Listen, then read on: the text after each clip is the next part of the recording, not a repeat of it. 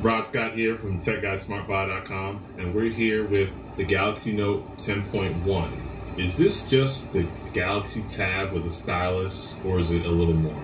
We'll let you know.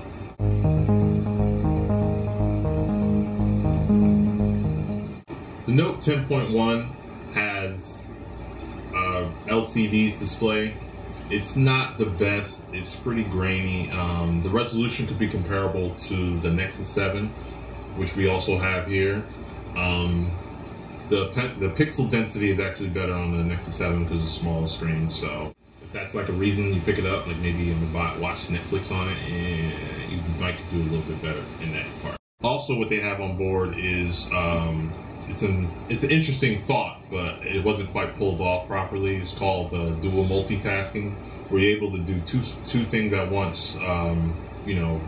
S-Memo or internet. It's only like maybe about 4 or 5 select apps you can use.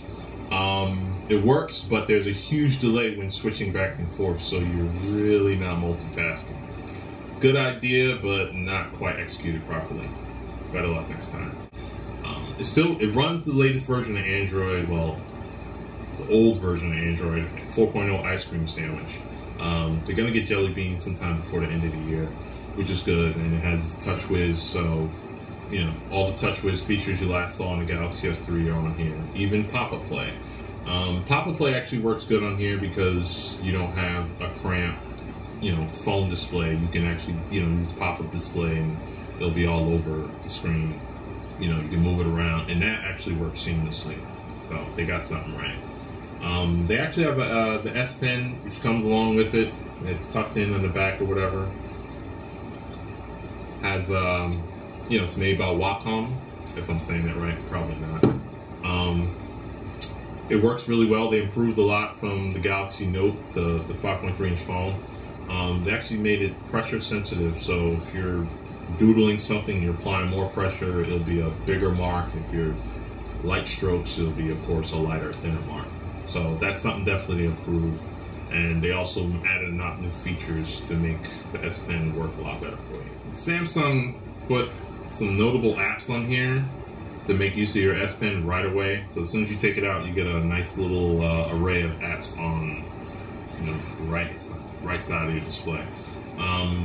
You can use S-Memo, Calendar, Crayon Physics, it's a nice game, it's a cute little game for kids or whatever. Polaris Office, and most noteworthy, Adobe Photoshop Touch. Normally priced at $10 on the Google Play Store. They bundled it in here for free, so you can take images and kind of get Photoshop-ish with it. It does have limitations. It's not quite CS6, but it's probably one of the higher noteworthy apps on this thing, or features that it comes pre-bundled. It works really well. They put a 5-megapixel camera on the Note on the back here with a single LED flash. And then of course you got the little pinhole 1.9 megapixel for front facing. The 5-megapixel camera in the back, it's pretty decent. It's not the sharpest tool in the toolbox.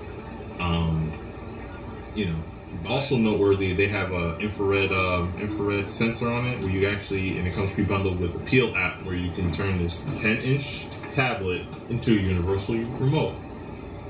Might be functional for some people. For some people, might be a little ridiculous. But pricing starts at $500.